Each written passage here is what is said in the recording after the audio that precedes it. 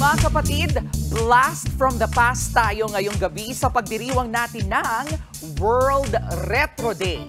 Nagsimula sa Amerika noong 2012, nag-major throwback ang ilan kada February 27. Dito po, well celebrated ang all things retro. Kapag sinabing retro, ito'y mga bagay, damit, music, paandar at iba pang nauso noon. Alinsunod po yan sa parehong Latin word na retro na ang ibig sabihin ay backward o noong araw. Speaking of, kapag retro na ang usapan, di nawawala riyan iyong mga pangmalakasang outfitan noon na bell bottoms. Isa yung uri ng pantalon na mas malapad ang bahagi ng tuhod pababa. Inain po yan noong dekada 70. Kung may mga bar at club tayo ngayon, noon humahataw ang marami sa disco. Short term ang disco sa French word na discotheque, na ang ibig sabihin naman ay record library. Lugar kasi ito na madalas pinagpapatugtugan ng mga plaka.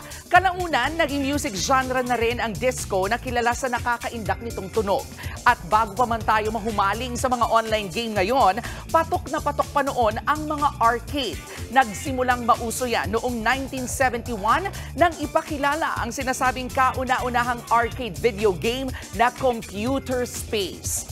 Ang mga ito, larawan ng tinatawag nating good old days. Masaya po itong pagbabalik tanaw sa simple nating buhay sa nakaraan. Simbolo rin ito ng ating progreso na nagpapaalala na ang K-alaman ay K-yamanan. K-okay.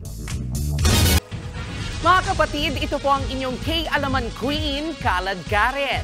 Always remember na ang K-alaman ay K-yamanan. Kaya para sa latest showbiz news at dagdag impormasyon, mag-follow at mag-subscribe sa social media pages ng News 5. Okay?